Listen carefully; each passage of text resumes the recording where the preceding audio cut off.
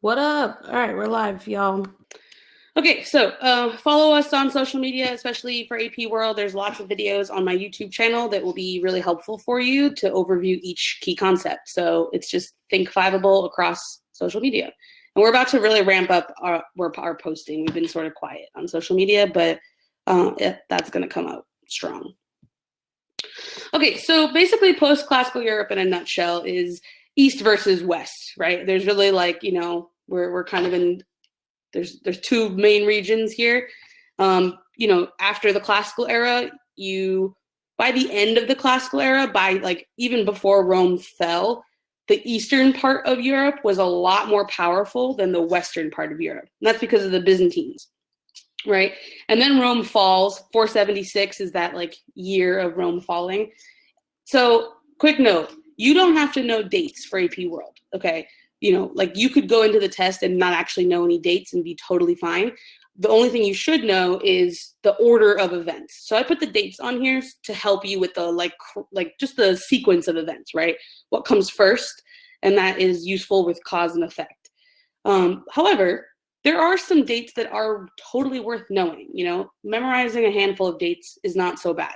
You definitely don't need to know all of them, but just a handful. That date of Rome falling is worth knowing. If you know 476, it's just a really good dividing point. So after Rome falls, this is when you have post-classical era. So, Western Europe is very decentralized, which means there's no major empire, major hub, city that's sort of administering everything. It's much more tribal. You have these pockets of influencers, right? Like the Germanic tribes or the Franks or, these different, the Saxons, and they're sort of taking over each other. There's all these rivalries, but there's not one strong foothold in Western Europe. And then the other major part about Western Europe is that it's feudal. So it's really, and that's an effect of being decentralized, right? So you have, instead of having this one major emperor, you have these landowners that are kind of facilitating the economy on a smaller scale. Meanwhile, Eastern Europe is thriving, right? So the Byzantine Empire is strong and they're powerful straight through this entire time period, all the way up until the 1400s.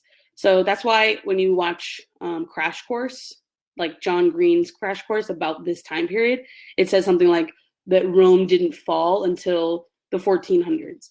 And so that's kind of the sense of it, is that before what we know of as Rome falls, it sort of shifts over. A lot of the power, the wealth, everything kind of shifts over to Constantinople. So then the West falls, but then the East kind of continues. Okay, so that's sort of the general nutshell of where we're going. And then I'm going to cut through. So I'm going to go through a couple of pieces of this, and then I'll take questions. Okay, so you post them at any time. I'm going to try to answer them as they kind of relate to what I'm talking about so that it'll kind of flow a little bit better. Okay, so honestly, I would say, and remember, so I'm talking about this from an AP world history standpoint. Now, if, Tom Ritchie with European history saw what I was about to do here with just really simplifying a lot of European things, he may not be so happy, but this isn't a European history class. And when it comes down to it, you can really cut down the things you need to know and really focus on what's important, So one of the most important pieces of this time period in this region is the Byzantine Empire. So if you're going to pick one thing to really know well, this should be the one. That's what my suggestion would be. So the Byzantines, they're highly centralized, right? They have this city, the city of Constantinople, which is massive trading center. It's right in the middle. I should have put a map in here. It's right kind of combining that east and west territory, right? So all this trade that's coming back through the Silk Roads and through the Mediterranean, it's going through Constantinople. They're really much of a trading center in connecting all these different regions. And so because of that, they're highly centralized. They're this imperial bureaucracy, right? They have these different, and just as a reminder of what bureaucracy means, bureaucracy, think of it as like a drawer, like your dresser, right? You have different drawers for every, piece of your clothing, and you sort of separate things out. It's kind of like that. So it's just for government. So you've got a government where everything is departmentalized.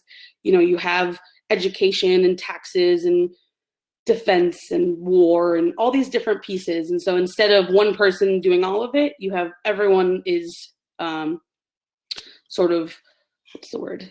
Like focused on, they're specialized on one thing. So that's the Byzantine Empire. In terms of like people to know, it's really like the one guy, Justinian. But I added a few more here too. So Justinian is like the best person to know about the Byzantine Empire. He is the emperor for like sort of the beginning stages of it in like the 500s, relatively beginning. His wife Theodora was also super important in his reign. She had a lot of say in what was going on, and so she's just as important in that. And the things to know about Justinian is that he expands the territory and he codifies law. That's massively important. One of the reasons why we today are influenced by the Romans, by the Greeks, is because Justinian took what they did and wrote them down, right? And made this massive text of it all. And so that Justinian's code right there, that's one of the most important things that the Byzantines produce, because it does sort of link together these time periods. Another important person to know is his name is Cyril, and he was a missionary. So he was traveling, spreading Eastern Orthodox Christianity, and he's massively successful in doing that. But why he's important is that he created his own alphabet called Cyrillic, and Cyrillic is still used today in a lot of Eastern Europe, right? So in Russia, that's the biggest version of it. So if you look at what Russian looks like, it's using a different alphabet, right? That's why it's really hard to travel in those countries, because when you look at like signage, you're not going to be able to make a lot of sense of it. And so that's coming from Cyril. So the Byzantines fall to the Ottomans in 1453. Like I said, I'm going at this from a AP World standpoint, so I'm going to massively reduce the amount of things that you like need to know about each of this stuff. So one of the like most important pieces of architecture for the Byzantines is the Hagia Sophia, and that's how it's pronounced, Hagia Sophia. And so it was built as a church. It then became a mosque, and it's still in Istanbul today. I actually went to the Hagia Sophia a couple years ago, and it is like one of the most beautiful pieces of architecture that you can really see. Like it's massive. The insides have this really like ornate art on it, and you can even see this like imagery of Justinian, right? Actually, let me Justinian Hagia Sophia. Let me actually share. Let's just show this. Okay, I'm going to show you the images inside. It's just like so pretty. So here's like, you can see Justinian and his wife Theodora. This is what they look like. So it's one of those things, like when it comes to AP World and art, there is certain, it's very, each region is very like, has characteristics that kind of identify it, right? So if you get a multiple choice question or a short answer question, or even a DBQ that has an image, which, could be like this image, and it's part of your analysis, you're going to discuss something around the Byzantines or something about the use of art and religion, being able to just identify this, like seeing it, knowing right away, this is Byzantine art, that's going to really help you out. It just makes things a lot easier. It makes it, makes answering and analyzing these questions a lot easier to be able to like quickly identify that. So I'll keep showing you different pieces, but this is a good one to know. Okay. So that's the Hagia Sophia. All right, so also in Eastern Europe, this is the only other empire I'm going to talk about in Eastern Europe.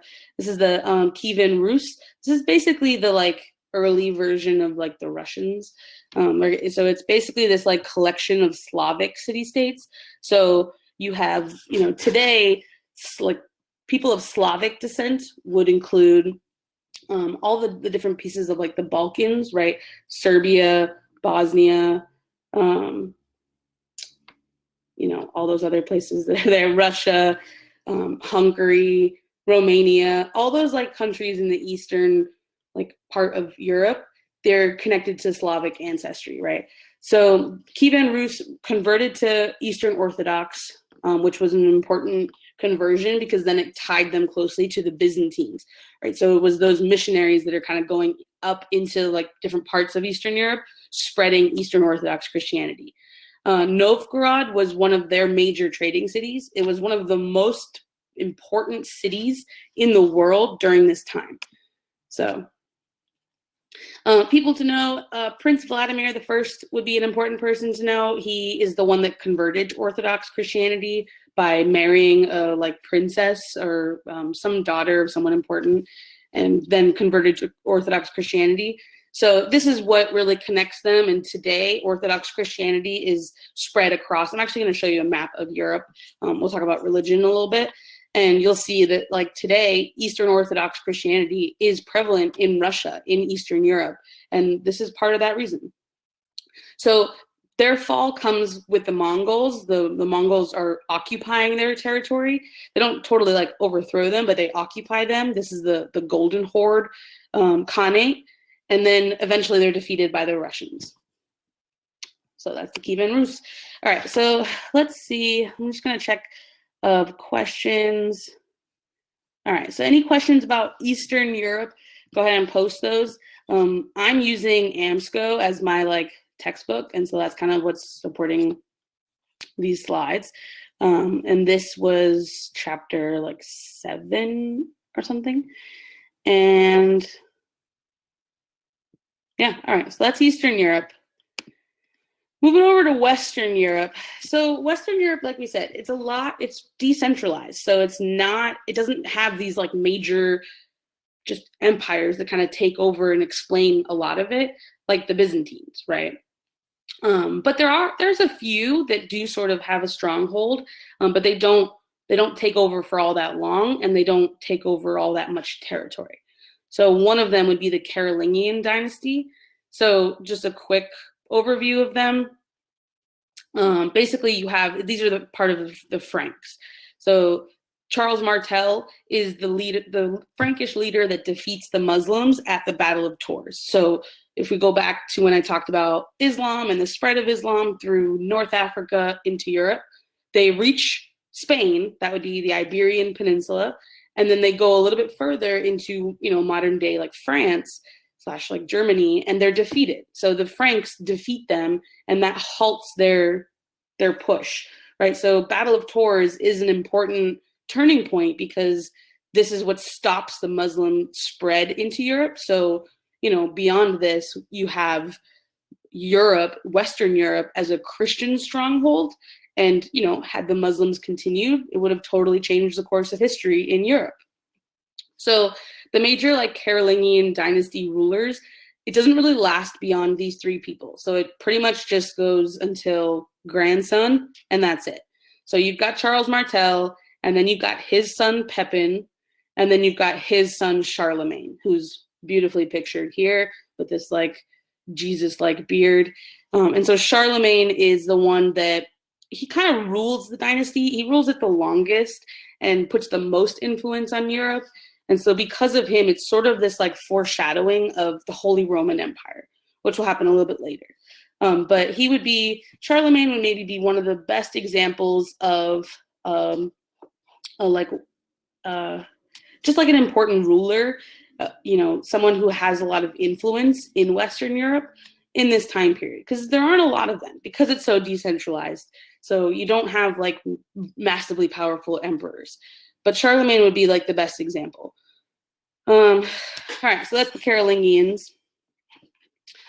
All right, so a little bit about like the invaders. So, like I said, Western Europe, totally, really characterized by being decentralized. And so part of that is that they don't have like strong forces to hold back all, tons of invasions. And so there's lots of invasions that happen. Some of them get further than others. So the first of if you think of this in like three groups, the first would be the Muslims, which we talked about, which were defeated by the Franks. The second would be the Vikings. The Vikings were, part of that. They're coming from Northern Europe, and they have these long ships that were just really good at traveling on rivers. And so because of that, they could really get through a lot of Europe, all the way to Eastern Europe, using the long ships. And they would conquer different areas. They would trade with different people. They weren't necessarily like setting up shop and taking over different areas, like overthrowing a lot of people, but they were influential, especially as like connections to trade. And so what we found today is you can find like they've uncovered like Viking artifacts just all across Europe. And so it just shows how widespread they were, all the way to like Greenland, Iceland, and even North America.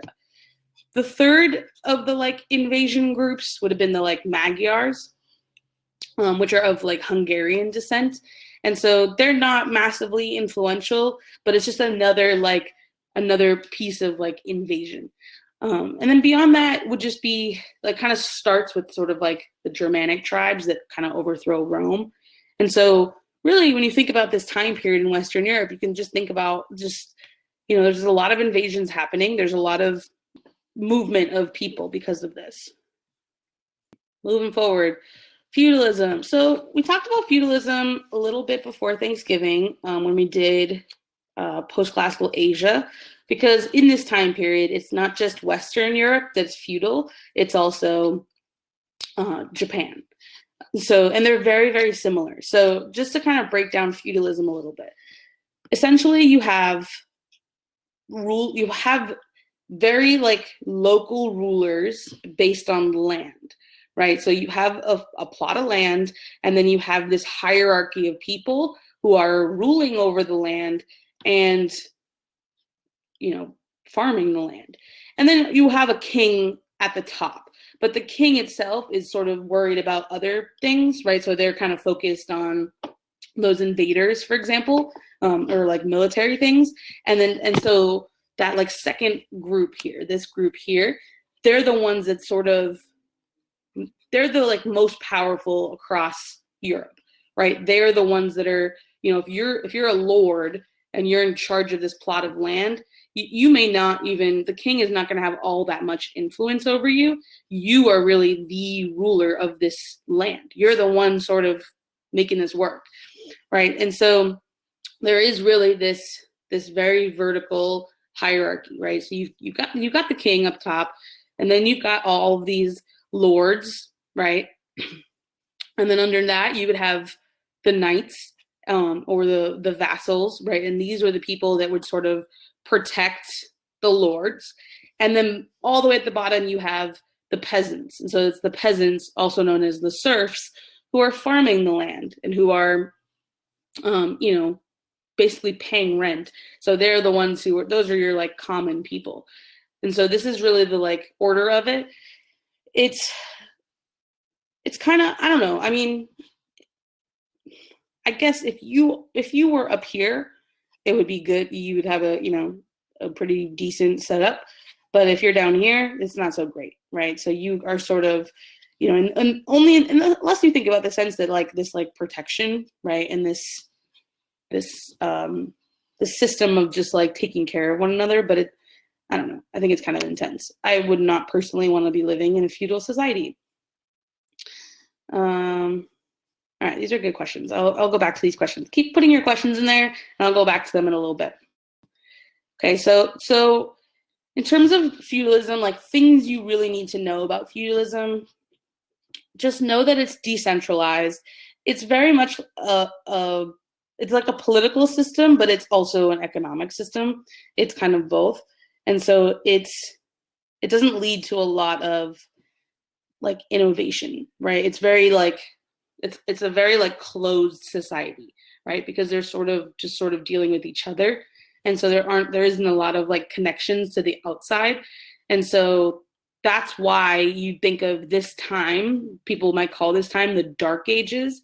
It's just because Western Europe doesn't have a lot of innovation, but the Dark Ages is a very Eurocentric term, because the rest of the world has a ton of innovation, but in their societies, and it's not really coming into Western Europe.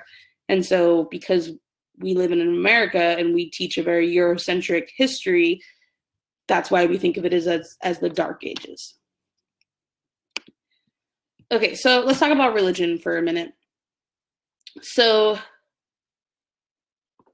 in the whole dichotomy of East and West, one of the major defining aspects between them is religion. So in the West, you have Roman Catholic Church, who's immensely powerful and influential through education, through politics, through art, through society, gender norms, access to opportunity, every aspect of life. The Roman Catholic Church has a hand in it. And then you have in the East, you have the Eastern Orthodox Church. So the key piece here is that split, this Great Schism that happens in 1054. That's another year that's worth knowing, 1054. So you've got Christianity kind of going along here. There's a few pieces of, a branch off, but the real major branch, major division is that right there, right? It's just this difference of like the Pope and, actually, now that I'm thinking about it, I don't really know all that many differences between them personally. Maybe you guys do. Like, what's the difference between, what are some like defining differences between Roman Catholicism and Eastern Orthodoxy? The Pope, right? So the Pope would definitely be the biggest one. What else though? Any other ones? Just curious. So you have this schism here, which really splits the two off, right? From Eastern Orthodoxy, you don't have too much variation from it, but from Roman Catholicism, you do.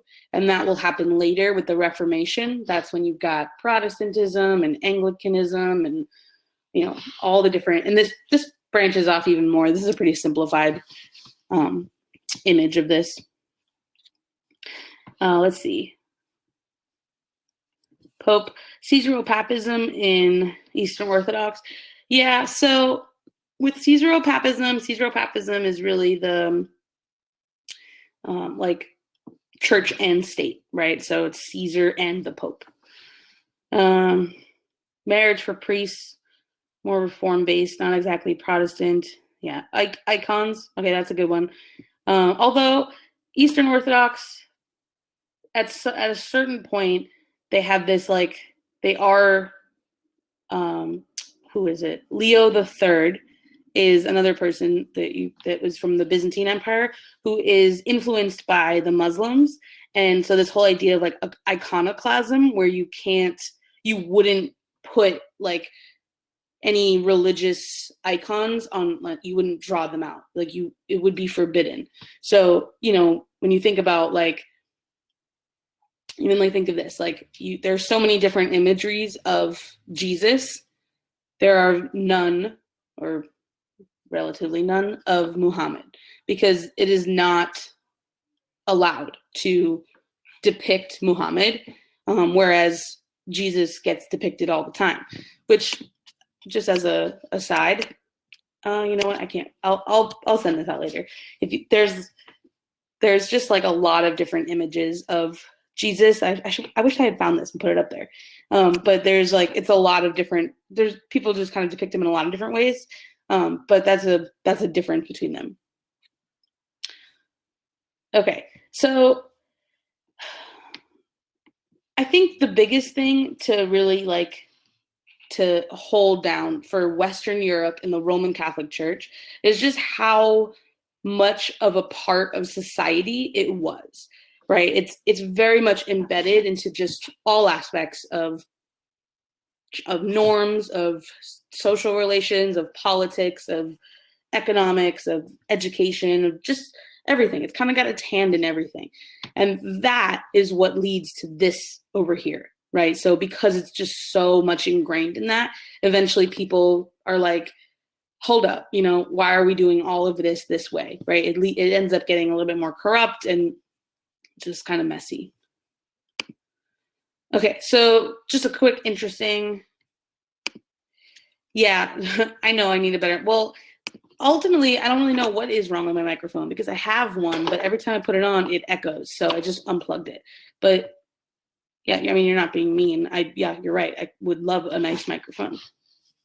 So just as a interest here, this is a map of Europe, just so you can see where the different religions are existing. So all this red is Orthodox Christianity. These are like the predominant religions, right? Of course, there are other religions across the board in every single place. There are other people that live there. There's Muslims everywhere. There's Jews everywhere. There's Buddhists. There's atheists. There's plenty of different people, but these are like the predominant ones. So in this red, you have Orthodox Christianity, right? It's covering all of Russia, Ukraine, Romania, Bulgaria, and, Greece. Then you've got, in the blue, you have Roman Catholicism. So this is where it's very, very popular in the Iberian Peninsula, in Italy, France, Germany. Actually, Germany is more Protestant because of the Protestant Reformation. This is more like today. So one of the reasons why, like in South America and Central America, why Catholicism is so widespread is because Spain and Portugal were Catholic, right? And so if they were Protestant, if they were some other religion, then that would have been the influence, but it's Catholicism. Up here would be more Protestant Christianity, which we'll talk about later. And then all of this would be Sunni Islam, and it keeps covering, but also North Africa would be Sunni Islam. There we go. And then you can see Shia Islam would be more Iran over here. And then I guess there's a little bit of Tibetan Buddhism right here. What is the date on that map? I don't know the exact date on this map. I think this is a more modern depiction of it, at least after Protestantism. Good question, though. I wonder what I'm looking at the state lines. It's at least after the 90s, right? So Yugoslavia is broken up. So I would say this is definitely within the last 20-ish years, but I'm not sure exactly what the date is. Yeah, Germany it doesn't say East and West Germany. It's not Soviet Union, it's Russia. So definitely past 91. Definitely past 94. I would say it's pretty recent. And even then, actually, I think Kosovo is actually here, so it's even more recent. All right, so a little bit more about Western Europe. So the Crusades. The Crusades, the basics of them. The mission of the Crusades is for Christians to reclaim the Holy Land, and that would be Jerusalem, from the Muslims. So there's a couple of factors happening at the same time. Not necessarily like causes of it, but factors that are affecting this decision and are affecting like why do it and how they're going to do it. So some of those factors are the primogeniture. That would be this system where all inheritance would go to the eldest son. So out of curiosity of you, how many of you are eldest sons? Meaning you're the oldest, so any ladies definitely wouldn't include you, and only would include the boys, and if you are an eldest son. So I'm just curious. And then how many of you are not an eldest son? So yeah, I'm obviously not an eldest son. So anyone who's a girl in here wouldn't get this. If you are, so it looks like there's two. So Zach and Connor. So for the two of you that are eldest sons, you would have gotten all of the inheritance. That means that for any other younger sons, they wouldn't have gotten anything. And so there's this whole generation of younger sons that are kind of, restless. They're kind of annoyed, right? Like they're not going to get anything. And so they, they're kind of frustrated. And so there's all these people that they can kind of send to war. So that's factor number one. Factor number two is just these feudal hierarchies. same thing. You have all these peasants, you have, you know, this system where you can just sort of, you have knights and you have different people who you can send off. And the last thing is just this desire for trade access, right? So when we talk about the rest of the world is thriving. Trade is going really well. And so you have Europe is not kind of part of this like trading world. And so, but they want to be, they want part of that access. And so they know if they can conquer Jerusalem, they're going to put themselves right in kind of in that in between. And so they could have just trade access. So those are the three kind of factors that are spurring it on. The first crusade could be considered a Christian victory. Second, third, and fourth were definitely more Islamic victories. So ultimately, the Crusades were not very successful. And so actually the effects of them, one, it does actually connect Europe to ideas beyond them. So the Renaissance, for example, happens in part because the Crusades happened. It also connects Europe to disease. So the Black Death comes into Europe because of the Crusades. So well done, Crusaders. All right, so let's go into some of these questions. So I'm going to actually close this. So I'm going to send you guys these slides. I'll send them out after. They're also posted in Fiveable. Sorry, I'm out of words. Okay, so what exactly do we need to know about the Renaissance? So I actually didn't even put the Renaissance in the slides because honestly, you really don't need to know about the Renaissance for AP World. For AP Euro, it's a big part of it, but for for AP World, it's really not. I mean, just what I said, right? So you do have a rebirth of ideas in Europe, but it's just coming from these connections to the outside world, right? Because the Islamic world, China and all the different aspects of Asia and Africa, they're thriving, they're doing really well. And so all these different ideas are still being innovated and happening.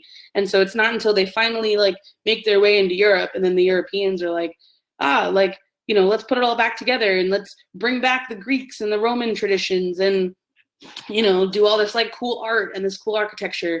And it's awesome. It's beautiful. And I recommend, Googling some pictures of Renaissance art, but it's not going to be a big part of this exam. It's just not.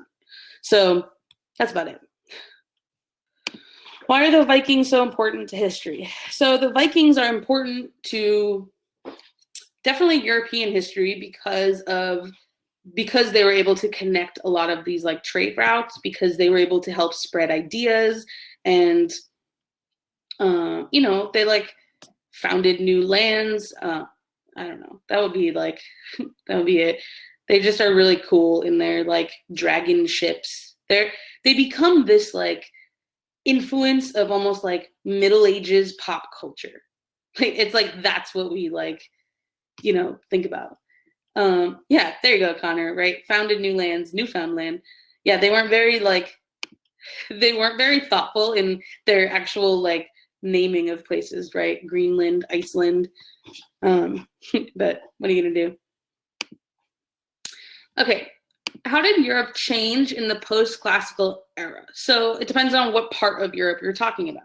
So Western Europe changes, also from the classical era, it all changes a lot because you don't have like one massive empire sort of ruling a lot of territory. But Western Europe goes from being extremely decentralized to like by the end of this time period, by the 1450s, because of the Renaissance, because of the scientific revolution, because the Enlightenment is sort of starting by the end, you do have this, they're sort of back in the like throes of it, right? So the classical era, the post-classical era is sort of this like pause where Western Europe doesn't really, they don't really change all that. They just sort of are there, right? But then it's like, it's the before and after that a lot happens. And Eastern Europe is going through a lot of change because they do have the influence of Eastern Orthodox Christianity. They have so much trade that is happening, that is coming in and out. Right, so that would be the biggest change. And then that continuity that you see in there would be, Christianity would definitely be a continuity. Patriarchy is always a continuity. Other things, just like in general, like how not just Christianity, but how Christianity influences politics, right? And that would be a continuity, right? There's always this like connection between, or this influence from religious leaders into like politics, and from political leaders into religion. So that definitely would be a continuity. Good question. Is feudalism similar to what we in America think of as medieval times? Yeah, so medieval is just the same thing as, right? The Middle Ages is just what we call this time period, because it is just sort of this in-between of like two different times of prosperity. And so it's just kind of this like middle ground. But Middle Ages is also a very Eurocentric term, because the rest of the world is not really in the middle of things. They are doing a lot. But but feudalism, this is where you get the knights and the, if you go to like what is it called? Like those like medieval times, those like the medieval fairs, it looks like a feudal society, right? So you have, people kind of dress like that. You've got peasants, you've got knights, you've got lords and vassals. So you do see all of that stuff there. What could be common short and or long answer questions for this period? All right, cool. So these are some good examples that you guys put here. So let me just kind of read through them. So an example short answer question could be to talk about, similarity between Western and Eastern Europe. If you could just compare the differences between Eastern and Western Europe, where you could talk about, basically like the different religions. You could talk about decentralized versus centralized, and then, or a change in continuity, which we just kind of talked about. So either one of those would definitely be important. For causation, I think you could have questions that are like, what were the effects of the Crusades? You're not going to get, honestly, you're not going to get a prompt that's just all about the Crusades. It's like kind of specific. The Crusades could be like an example of something. So you could talk about like the effects of Europe being isolated during the post-classical era, right? And so some of those effects could be, then you do have the Crusades, you have them attempting to get involved. You have this like lack of just general, innovation, right, as a major effect. So like that would be one. Let's see, other things we've gotten here. Change, stimulus. Yeah, so there's definitely a lot of like pictures and stuff that could be like the Hagia Sophia, like the mosaics in Byzantine mosaics. You could have Cyrillic as like an example of, innovation with that. If you have the AMSCO book, they provide, totally. Yeah, so those are all like good questions that you could see. I don't know. I feel like I've looked through a lot of the, obviously they've only released so many exams, and I've looked through a lot of them, especially, the like last year's questions and the years before that. And post-classical Europe gets kind of skipped over a whole lot. And I think it's because just in the grand scheme of post-classical era, it has like the least happening, right? So if I had to pick one region in this era that was a lot more, interesting, I would pick Asia or Africa, right? There's just so much happening there.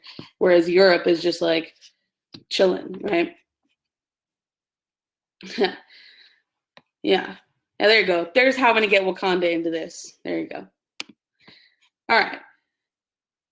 Yeah, Islam. Thank you. Yeah, I mean, there's just so many other things. So if you see any question, like if there's an entire prompt, entire LEQ about period 3, if there's a whole, DBQ about period 3, you're not going to see it like entirely all about Europe.